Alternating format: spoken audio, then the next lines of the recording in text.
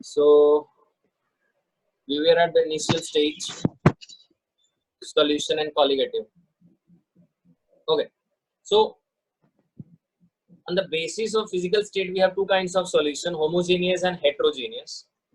So the basic definition of homogeneous is a mixture of two or more substances in which the individual component will lose their identity. ठीक है, ये थोड़ा high level का definition हो गया. अगर आपको नॉर्मल डेफिनेशन याद रखना है तो सिर्फ इतना याद रखो, two different phases when mixed together the resultant solution has a single phase. और वो सिंगल फेज भी किसका होगा वो भी मैं बता देता हूँ. जिसकी क्वांटिटी ज्यादा होगी, चाहे सॉल्यूट की क्वांटिटी ज्यादा हो या सॉल्वेंट की क्वांटिटी ज्यादा हो, जिसकी क्वांटिटी ज्यादा होगी जो रिजल्टेंट कॉलिगेटिव प्रॉपर्टी. ट्राई करो कि आपका जो इंटरनेट है state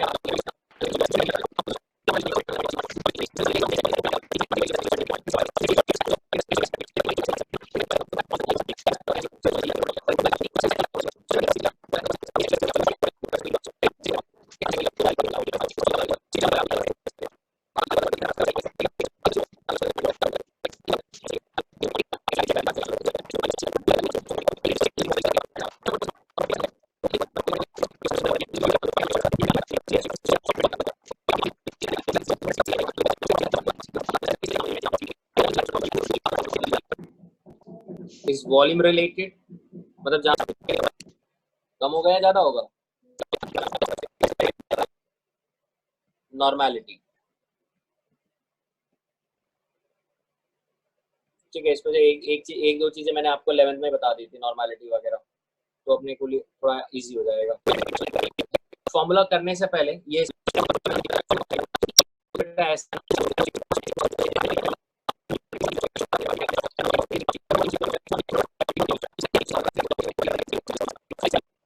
it is a ratio of volume of solute upon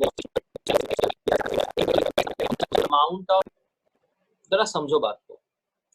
मैं अगर टेम्परेचर मतलब मैं अगर बॉइलिंग पॉइंट की बात कर रहा हूँ, इस कंटेनर में 2 लीटर वाटर, इस कंटेनर में 10 लीटर वाटर है, तो 2 litre water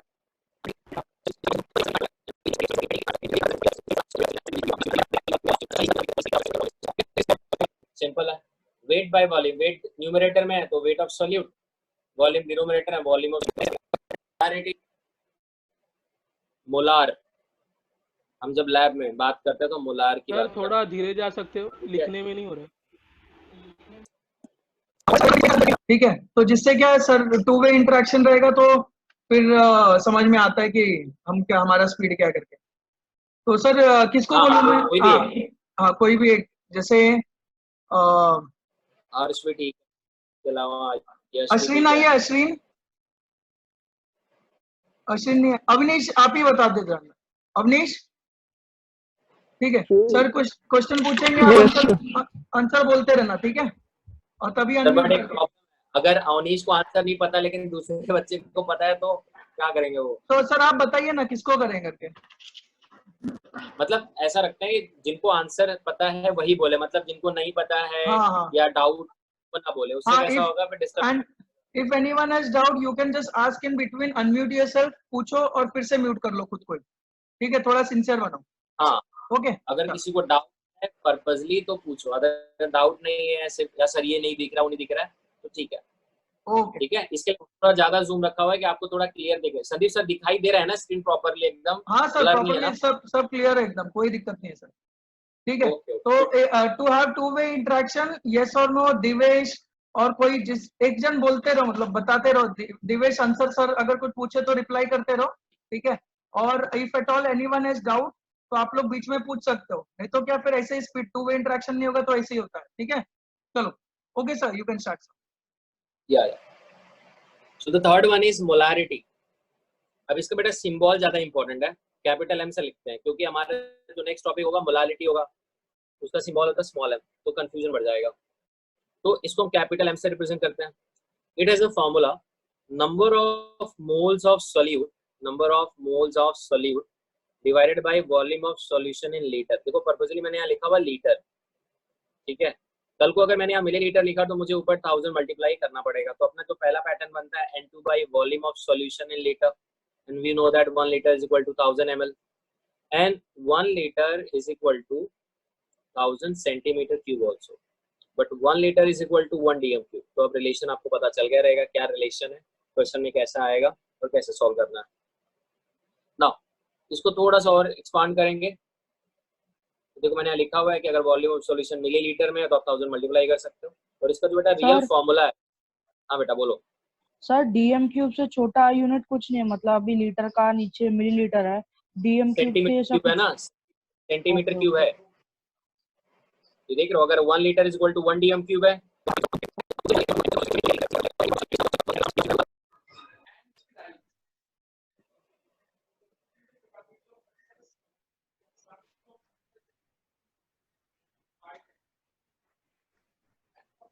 yes sir, you may start. सारे बच्चे हैं ना अभी? Yes sir. Now, so we were on molarity. Now it has a unit, मोल पर लीटर, मोल पर डीएम क्यूब लिख लो, मोल पर सेंटीमीटर क्यूब, मोल पर मिलीलीटर, ठीक है। और अगर ये सारे नहीं है तो वहां पे मोलार भी अगर लिखा है ना तो it means we are discussing for the molarity. तो ये इसका फॉर्मूला है। Now what is mean by 1 molar? कभी कभी क्वेश्चन बहुत छोटा होता है लेकिन उसके अंदर डिटेल बहुत ज्यादा होता है। तो 1 मोलार अगर कहीं लिखा होगा it means 1 mole of solute is present in 1 liter of solution. So be careful. 1 mole of solute मतलब उन्होंने N2 की वैल्यू दे दी है। ओके मतलब ये जो दोनों वैल्यू है मिला के दे दी है, N2 की वैल्यू दे दी है, इवन तो वॉल्यूम भी दे दिया उन्होंने। तो इसके लिए मोलारिटी कितनी आ रही है? अगर ऊपर भी 1 नीचे भी 1 तो मोलारिटी कितनी आएगी? 1 आएगी। वो आपको याद रखना है। Now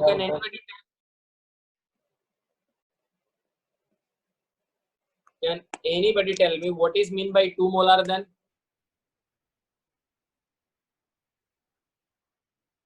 2 moles of solute present in 1 liter of solution. 2 moles of Solute present in 2 liters of solution. 1 liter है। जरा देखो, अगर मैंने 2 मोल्स ऑफ सोल्यूट ले लिया डिवाइड बाय 2 कर दिया तो आंसर फिर से क्या आ जाएगा? 1 जाएगा। और हमें क्या आंसर चाहिए? 2 मोलार। तो हम ईच एंड एवरी टाइम हम लोग मोल्स के साथ डिस्कस करेंगे। वॉल्यूम हमेशा हमें क्या लेना है? अगर वॉल्यूम नहीं दिया है क्वेश्चन में तो वॉल्यूम हमारा जो स्टैंडर्ड होगा कितना होगा हमेशा बेटा?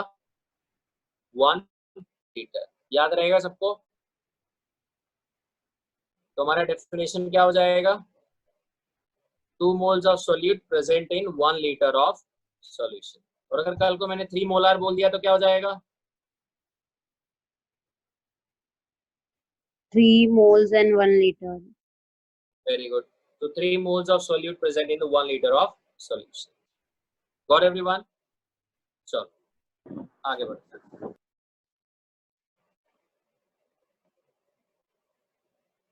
Next is group B.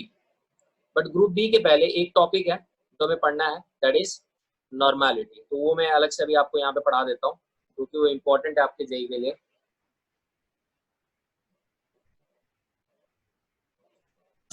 तो if I want to define normality,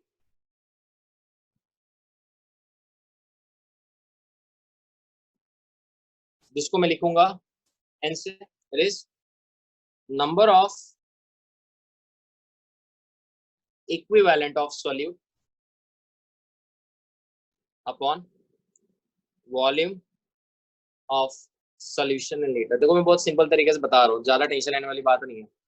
तो अगर मैं इसको n से लिख रहा हूँ और इसको e से लिख रहा हूँ, नंबर ऑफ इक्विवेलेंट को मैं e से लिख रहा हूँ, divide by volume of solution in litre. ठीक है, इन फ्यूचर आप ये वाला फॉर्मूला यूज करने वाले हो, E is equal to NV। याद रखना पहली बात तो ये, क्योंकि जब कोई भी टाइट्रेशन होता है या जब कोई भी रिएक्शन होता है और अगर हमें रिएक्शन के बारे में इंफॉर्मेशन नहीं है, मैंने आपको पहले बताया हुआ है, कौन कर सकता है, जब हमें रिएक्शन के बारे में इंफॉर्मेशन नहीं पता कि कौन किसके साथ रिएक्ट कर रहा है, तब हम किसके टर्म में बात करते हैं? इक्विवेलेंट के टर्म में, कि भाई एक equivalent of reactant will react with the one equivalent of another react. ठीक है, अब equivalent होता क्या है? तो basically it is weight of solute upon equivalent weight of solute. हाँ सर स्लाइड में बेटा सेम रहेगा, वॉल्यूम ऑफ सॉल्यूशन लीटर में होगा। अब तुमको पता है वेट ऑफ सॉल्यूट कैसे लिखेंगे हम लोग, W2, ये तो हमें पता चल गया था। Equivalent weight of solute into volume of solution in litre, ये हमारा नॉर्मेलिटी है। अब इक्विवेलेंट वेट होता क्या है, तो याद रखो जो आपका इक्विवेलेंट वेट होता है वो होता है आपका मोलार मास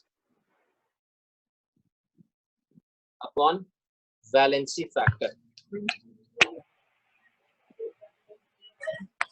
क्या होता है, molar mass upon valency factor. तो अगर मैं यहाँ पे सब्स्टिट्यूट करूं तो W2 अपॉन क्या हो जाएगा, M2, मतलब molar mass of solute M2 हो जाएगा इनटू वॉल्यूम इन लीटर, और यहाँ पे आप क्या मल्टीप्लाई कर लोगे एग्जैक्टली, वैलेंसी फैक्टर। ये डिनोमिनेटर में ऊपर आ जाएगा तो वैलेंसी फैक्टर हो जाएगा। तो अगर बेटा आप ध्यान से देखते हो तो ये वाला जो फॉर्मूला है ये कहीं पे देखा हुआ है, देखो यहाँ पे ऊपर मोलारिटी दिख रहा है, ये वाला फॉर्मूला सेम है ना यही। तो यहाँ पे मैं क्या लिख दूंगा बेटा, M, और ये हो जाएगा वैलेंसी फैक्टर। तो क्वेश्चन ये है कि सर नॉर्मेलिटी फाइंड करना तो बहुत आसान है, लेकिन हमें वैलेंसी फैक्टर क्या वो पता होना चाहिए। तो याद रखो वैलेंसी फैक्टर अगर मैं एसिड का ले रहा हूँ तो उस एसिड में कितने H+ आयन है रिएक्ट होने वाले, कितने HCl में कितने H+ आयन रिएक्ट होने के लिए, एक है।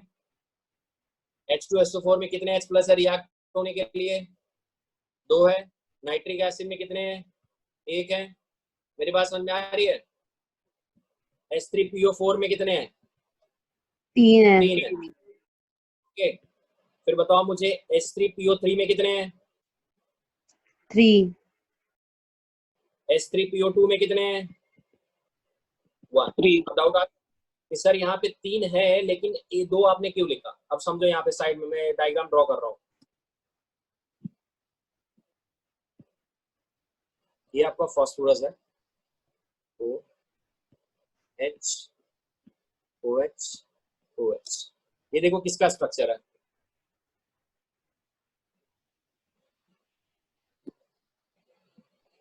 इसका है। H3PO4 दिख रहा है ना, 4 ऑक्सीजन 3 हाइड्रोजन। तो जो हाइड्रोजन O से कनेक्टेड है ना वही निकलेंगे बेटा रिएक्ट होने के लिए। अब सेकेंड टाइम मैंने क्या ड्रॉ कर दिया,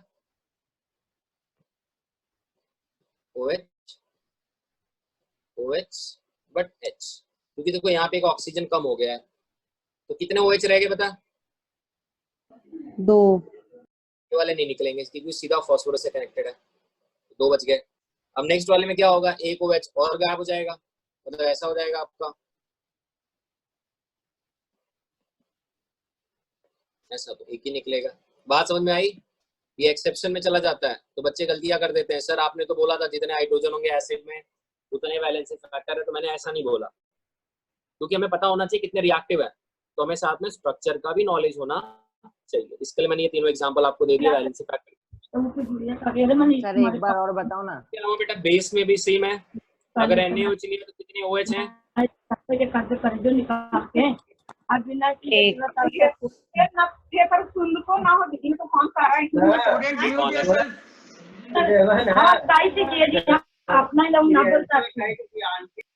किसी का माइक ऑन है बेटा, सुनाई नहीं दे रहा है। अभी आ रही है आवाज, हाँ सर। ठीक है।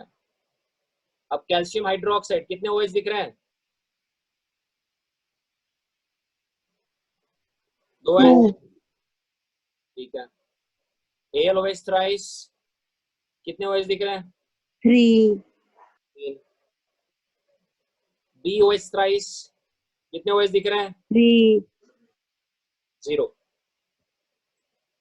तो बेटा अगर मैंने यहाँ 0 लिख दिया है तो ये क्या हो गया, एक्सेप्शन में, कि हमेशा जरूरी नहीं है कि अगर OH है तो वो बेस ही होगा। आप समझ में आया, क्योंकि आपको मतलब बताने के लिए बता देता हूँ यहाँ पे, ये जो BOH थ्राइस है ना बेटा, ये आपका आता है एसिड में, ये होता है H3BO3, इसको हम बोलते हैं ऑर्थो बोरिक एसिड। क्लियर हुआ? तो इसकी वैलेंसी फैक्टर होगी 3, सही है, लेकिन वो किसकी वजह से होगी? H+ के वजह से, ना कि OH के वजह से। क्लियर हुआ मेरी बात सबको? ये एक्सेप्शंस हैं एवरीवन। और यस साथ सर। में 2 एग्जांपल और हैं, मतलब सॉल्ट NaCl, जब सॉल्ट रहेगा तो आपको सिर्फ ये देखना है कटायन के ऊपर कितना चार्ज है या तो अनायन के ऊपर कितना चार्ज है, बस। जैसे मैंने NaCl ले लिया, हमें पता है वाटर में जाने के बाद it will form Na+ and Cl-। तो what is the charge on Na? +1 1। अब या तो कटायन का चार्ज लो या तो अनायन, मतलब सेम आने मिल रहा है बेटा, दोनों का चार्ज लेके ऐड नहीं करना है, इधर कटायन का चार्ज और अनायन का चार्ज। तो अगर कैल्शियम क्लोराइड है तो क्या चार्ज आएगा? Ca2+ एंड 2Cl-, तो इसकी वैलेंसी फैक्टर हो जाएगी 2। क्लियर? सर तो कैसे पता चलेगा कि कटायन का लेना है कि एनायन का लेना है? क्या बोला?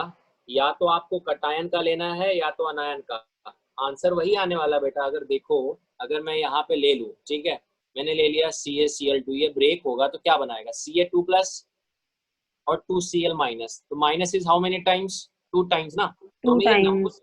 हमें चार्ज क्या है उससे मतलब नहीं है। क्लियर? Okay sir. तो उस नंबर, अगर कल को मैंने AlCl3 ले लिया तो मुझे पता है ये बनाएगा Al3+ और क्या बनाएगा? 3Cl-।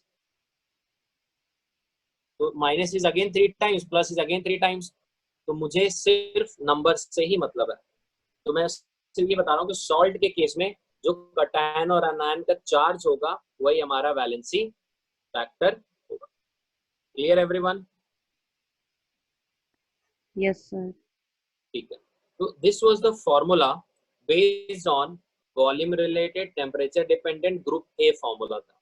मैं लिखने के लिए आपको टाइम दूंगा बाद में, पहले हम समझ लेते हैं सारे फॉर्मूले। फिर ग्रुप बी का फॉर्मूला, ये किससे रिलेटेड है? It is related to mass. and it is temperature independent. The first, second and third and fourth all formula are important. तो देखते हैं अभी, और सिंपल है। देखो ग्रुप बी, मैंने यहाँ पहले लिख दिया हुआ है, टेम्परेचर के आगे मैंने क्रॉस लिख दिया हुआ है। इसका मतलब क्या हुआ? टेम्परेचर इंडिपेंडेंट है ना। तो परसेंटेज वेट बाय वेट, तो सिंपल सा फॉर्मूला बन रहा है यहाँ पे, weight of solute upon weight of solute plus weight of solvent. मतलब मैं W2 upon W1 plus W2 लिख सकता हूँ इंटू 100, है ना। हाँ और सर। यहाँ पे साइड बच्चों के इंफॉर्मेशन में लिखा हुआ है NaCl is present 60% by weight in the solution. तो यहाँ पे जब मैं मेंशन कर रहा हूँ by weight, listen it carefully, कोई भी सॉल्यूट अगर प्रेजेंट है बाय वेट तो NaCl कितना ग्राम हो जाएगा? 60 ग्राम। और परसेंट हमेशा कितना होता है बेटा? 100। तो सॉल्यूशन हमेशा कितना ग्राम हो जाएगा? 100 ग्राम। तो बचा हुआ 40 ग्राम कौन होगा? वाटर। कौन होगा? वाटर। इस तरीके से आप डिटेल निकालते हो। अब NaCl बेटा सॉल्यूट हो गया तो ये W2 हो गया, ये क्या हो गया आपका? W1, क्योंकि वाटर में आप डिजोल्व करोगे ना। और याद रखो वाटर का जो डेंसिटी होता है हमें कितना लेना है? 1। तो अगर मैंने वाटर 500 ml लिया है तो उसका मास में कितना होगा? 500 ग्राम। क्योंकि अगर हम डेंसिटी 1 लेंगे तो दोनों इक्वल हो जाएगा। ठीक है। Second is molality. अब जैसे मैंने आपको बोला था, हमने मोलारिटी पढ़ा, अब हम पढ़ रहे हैं मोलालिटी। इसका फॉर्मूला क्या है? Just go through this formula, देखो क्या क्या चेंजेस है, अभी रिलेट करना पड़ेगा आपको। Just go through this everyone.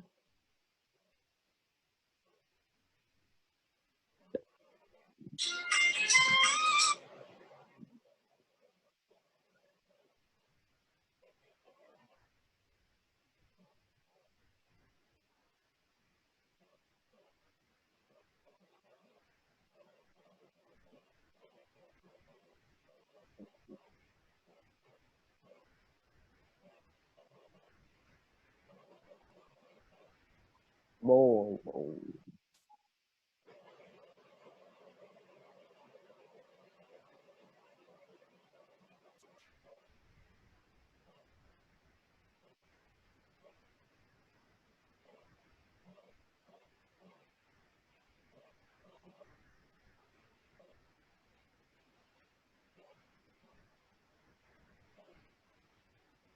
क्या देखा अभी?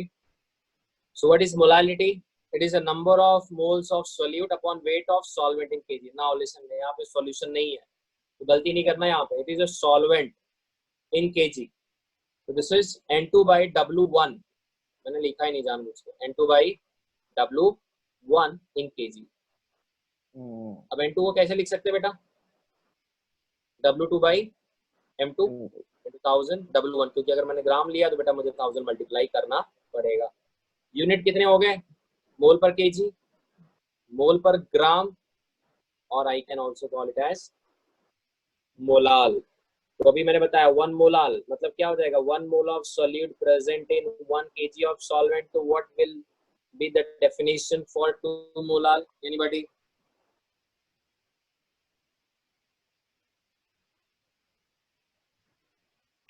Two mole of solute is present in 1 kg of solvent. Very good.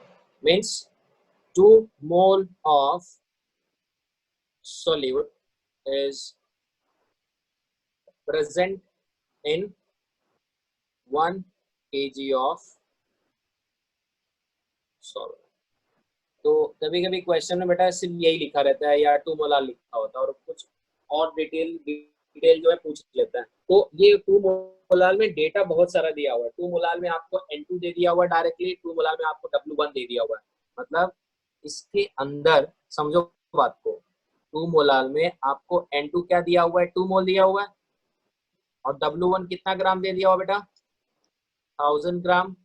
और M1 आपको पता हो जाएगा कि मैक्सिमम टाइम आप क्या लेने वाले हो, वाटर. तो वाटर का मोलार मास कितना हो जाएगा? 18 हो जाएगा. तो आप N1 भी तो निकाल सकते हो ना, कितना हो जाएगा? 1000 बाई 18 कितना होगा? 55.5.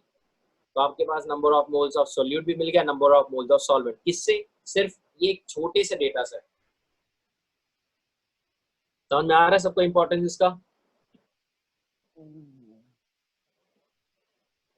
नाउ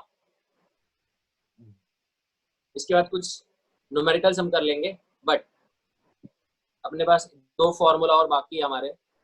एक है मोल फ्रैक्शन. आ गया.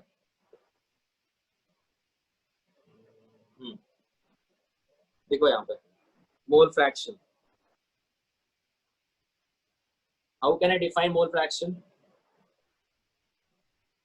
अब अगर मान लो मेरे पास एक कंटेनर है, ठीक है, कंटेनर में 2 कंपोनेंट है, क्योंकि सॉल्यूशन बनाने के लिए 2 कंपोनेंट लगेगा. क्या होता है? बी. ठीक है, इनको मिक्स करोगे तो क्या मिलेगा? A B. हाँ, कोई बोल रहा है? कुछ डाउट है? सर फॉर्मेलिटी क्या होता है? फॉर्मूला वेट के लिए होता है. जैसे ये सॉल्ट्स के लिए होता है बेटा, क्योंकि इनका फॉर्मूला कभी चेंज नहीं होता ना. हमने जब 11th में पढ़ा था इंपेरिकल फॉर्मूला मास, तो हमें जो सिंपलेस्ट रेशियो मिलते थे, तो वो नंबर मल्टीप्लाई करने के बाद क्या होता था? फॉर्मूला चेंज होते रहता था. बरोबर है? अब जैसे सॉल्ट है, सॉल्ट में कभी फॉर्मूला चेंज नहीं होता. तो हम वहाँ पे क्या यूज करते हैं? मोलारिटी की जगह पे क्या यूज करते हैं हम लोग? फॉर्मेलिटी. इसका फॉर्मूला क्या है? सेम फॉर्मूला जैसा मोलारिटी का है वैसा फॉर्मेलिटी का है, और कोई चेंजेस नहीं है. सिर्फ नाम रखा हुआ है फॉर्मेलिटी, और कोई चेंजेस नहीं है. ठीक है, जैसे आप ऊपर लिखते हो ना, given mass of solute upon molar mass of solute, नीचे लिखते हो ना, तो यहाँ पे क्या लिखोगे? Formula mass of solute. क्या लिखोगे? Formula mass of solute. ठीक है, मास. यस. हाँ, तो भी समझो यहाँ पे. अब अगर ये मोल्स के टर्म में इसका मोल N1 है और इसका मोल N2 है, तो हमें एग्जैक्टली पता नहीं है कितना परसेंट है ये. तो मुझे जानना है fraction of A in terms of moles. मतलब मैं क्या जानना चाहता हूँ?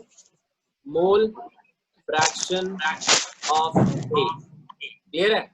तो मोल फ्रैक्शन ऑफ A मैं कैसे लिखूंगा? X1 किसी का माइक ऑन है क्या?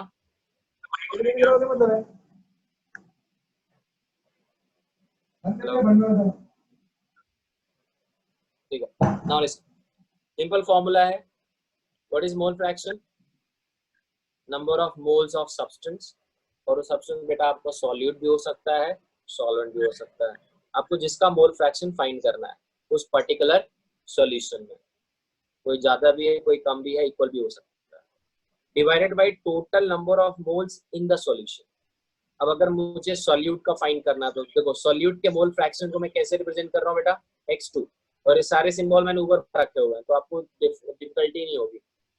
और number of mole fraction of solvent क्या लिखेंगे, x1, तो क्या हो जाएगा ये n1 by n1 plus n2, और number of mole fraction of solute क्या हो जाएगा ये n2 by n1 plus n2। याद रखो एक लिमिटेशन इसका plus x2 will be always equal to 1, इससे ज्यादा एक्सीड नहीं होंगे वो, इससे ज्यादा कभी भी नहीं होगा, याद रखो। और वो भी कब होगा ये, जब वो 100% क्या हो जाएंगे, प्योर होंगे, क्या हो जाएंगे 100% प्योर। और सबसे अगर प्योर नहीं है तो 1 से कम और 0 से ज्यादा होगा। क्लियर है सबको?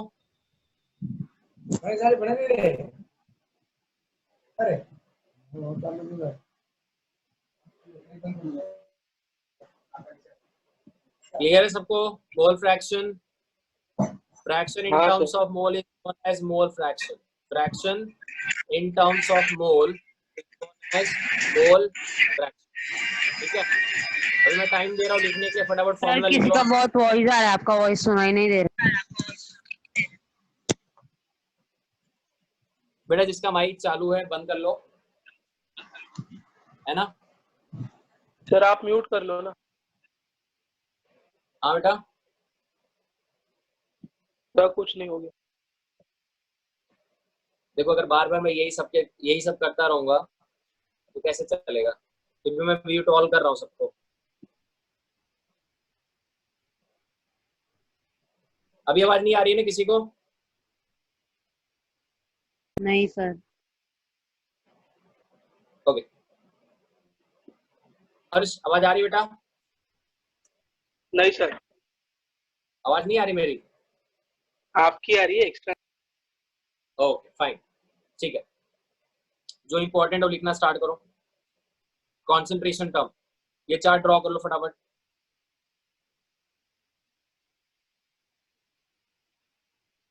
सब लोग नोटबुक बनाए हो ना प्रॉपर? क्योंकि आपका नोट्स ही आपका सारा इस साल, इतना याद रखो टेक्स्ट बुक में बहुत सारे मिस्टेक्स हैं। सर पीपीएम क्या है? ये लास्ट में बताऊंगा, अभी इंपॉर्टेंट नहीं है। ये होता है पार्ट्स पर मिलियन। सर ये 11th में भी पढ़ाया था आपने। हाँ एग्जैक्टली, अभी 12 में इसका क्या काम भी समझ में आएगा।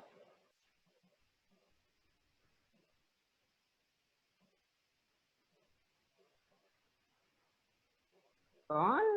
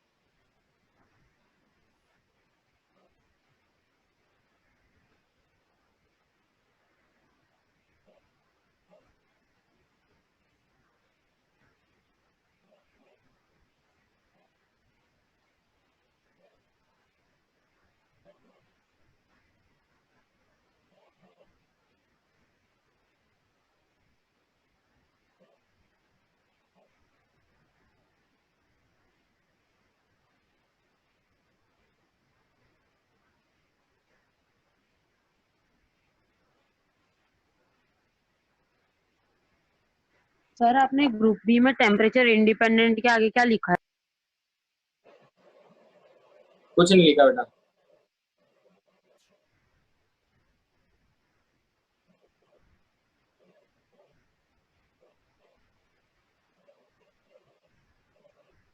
जितना मैं बोलूंगा उतना ही लिखना है, ठीक है। चार्ट लिखने के बाद कुछ आगे मत लिखना, जो दिख रहा है नॉर्मलिटी मत लिखना, वो बाद में लिखना है। एकदम पॉइंट वाइज लिखना है, परफेक्ट नोट होना चाहिए आप लोगों का कि इन फ्यूचर आपके लिए हेल्पफुल हो।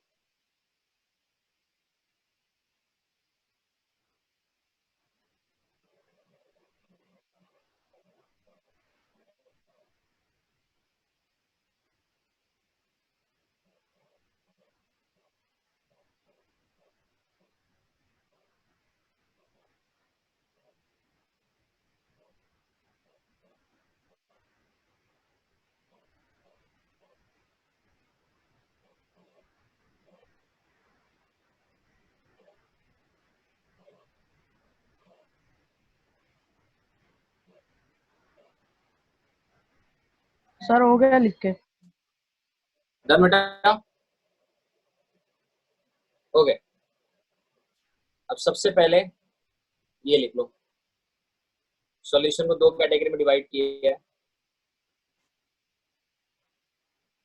ये मैं ए और बी हटा रहा हूँ, ठीक है।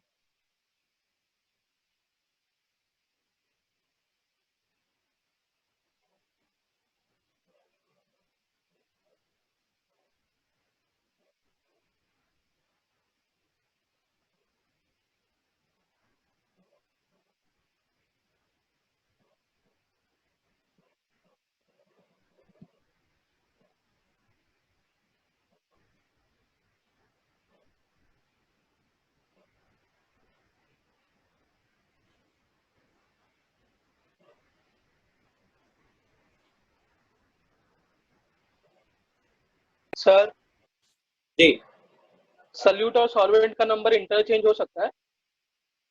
देखो, वो अपने प्रेफरेंस के लिए रखा है, मतलब मैंने इजी वे के लिए रखा है। आप चाहो तो इंटरचेंज कर सकते हो, मतलब आप सॉल्यूट को नंबर 1 और सॉल्वेंट को नंबर 2 रख सकते हो, कोई दिक्कत नहीं बेटा उसमें।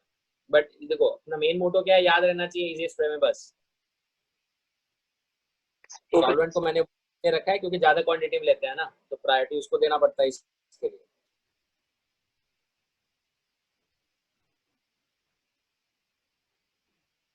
बाकी आप ए और बी भी ले सकते हो, एक्स एंड वाई कुछ भी ले सकते हो, आपको याद रहना चाहिए।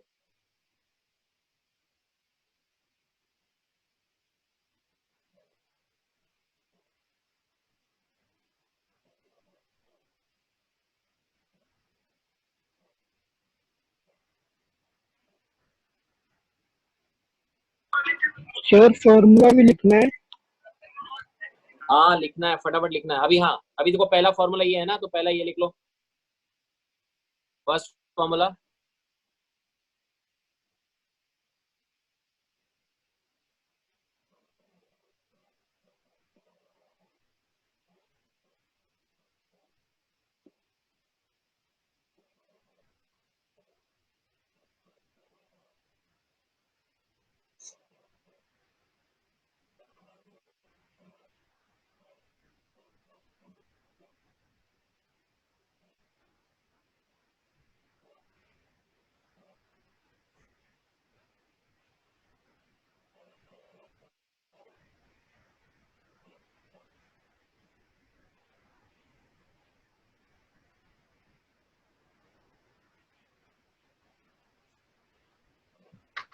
सर हाँ बेटा, सर वो एक बार एक्सटेंसिव का डेफिनेशन रिपीट करो ना, लिखने का, वो याद नहीं रहेगा बाद में। ओके। मैं वैसे तो मैं ये थर्मोडायनेमिक्स वापस से पढ़ाऊंगा, फिर भी लिख देता हूँ मैं, ठीक है। Okay sir, okay. Property of system whose value depend upon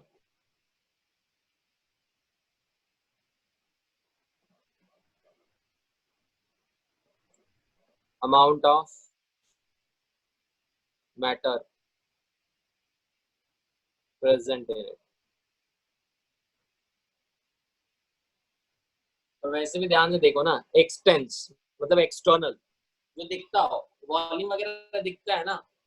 2 litre के बीकर में आप 5 लीटर नहीं रख सकते, तो आपको वॉल्यूम दिख रहा है ज्यादा है, तो उसके लिए आपको सिस्टम भी बड़ा करना पड़ेगा, मतलब बीकर भी क्या करना पड़ेगा, बड़ा करना पड़ेगा 5 लीटर का। तो इसके लिए वो एडिटिव प्रॉपर्टी हो जाता है, ऐड कर सकते हैं हम लोग वॉल्यूम्स को, बढ़ा सकते हैं।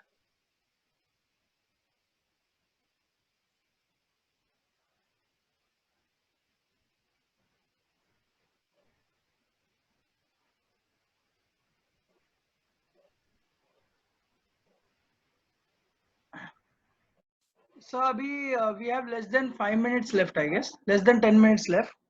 ठीक है. Are we going to stop here or we have to continue? Stop कर देंगे, कोई दिक्कत ठीक है, चलेगा sir. Tomorrow onwards, after this lecture, I may go for the full version. फिर उसमें क्या फिर प्रॉब्लम नहीं होगा, एक ही साथ लेक्चर चालू होएगा and throughout we can take lecture. अभी कमिंग 40 मिनट्स वो नहीं लेना है ना? हाँ सर. नहीं अभी ये इधर ही स्टॉप करते हैं, क्योंकि वो क्या हो रहा है ना सर कि कुछ बच्चे वो जब लीव हो जाते हैं फिर वो अंदर आ नहीं पा रहे वापस शायद. ठीक है. हाँ, तो एक्चुअली आज आज 2 सेशन लेते हैं, फिर नेक्स्ट टाइम ऑनवर्ड सीधा एक ही साथ 2 घंटे का लेक्चर रहेगा, मतलब उसमें ऐसा नहीं रहेगा. चले ओके स्टूडेंट्स.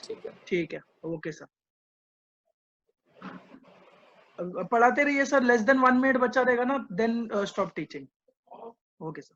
ठीक है सर. वैसे भी मैं इनको फॉर्मूला दे रहा हूँ तो फटाफट लिख लेंगे. चलेगा. ओके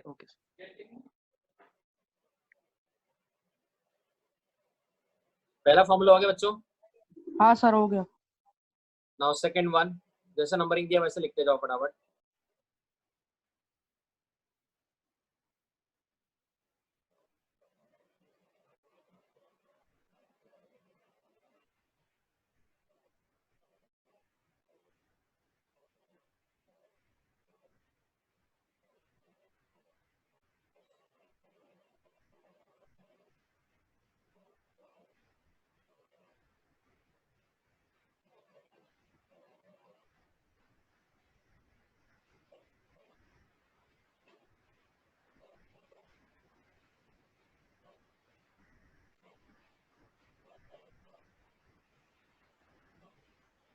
सर थर्ड भी लिख लेना. हाँ बेटा, थर्ड में लिख लो.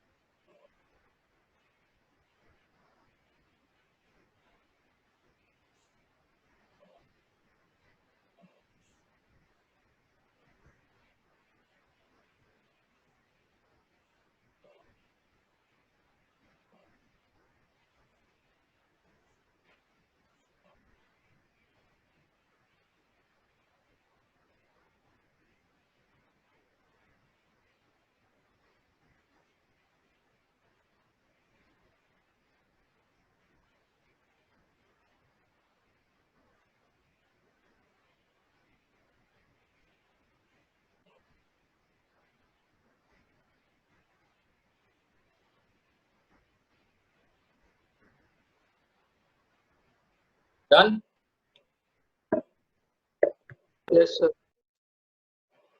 Sir Yes, no sir. 2 मिनट. हाँ लिख लो बेटा.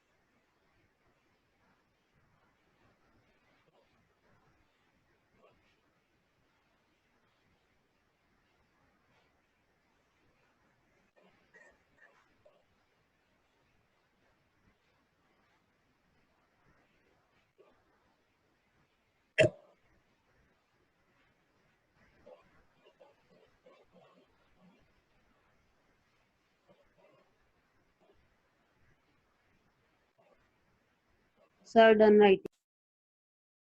Done.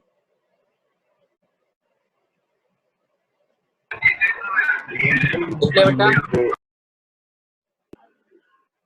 Hello. हाँ सर हो गया. Okay. हो Last. गया सर, हो गया. यस सर, हो गया. Fourth one. This. Normality. लिखो, थोड़ा फास्ट लिखना ये, क्योंकि टाइम कट हो जाएगा.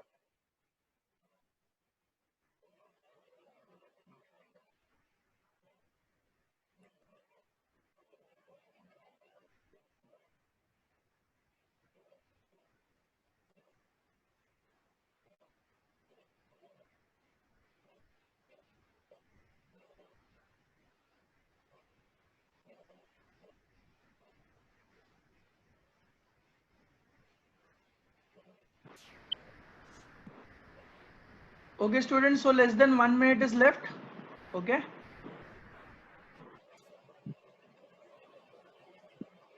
We'll stop here. Okay. You can write it from whatever screen पे बचा हुआ वो लिख लीजिए. Next lecture details Deepa ma'am will provide you people. ठीक है. कितना टाइम बाकी है सर अभी? तो अभी 1 मिनट से लेस है, मतलब कुछ few seconds बचे रहेंगे. Less than 1 minute.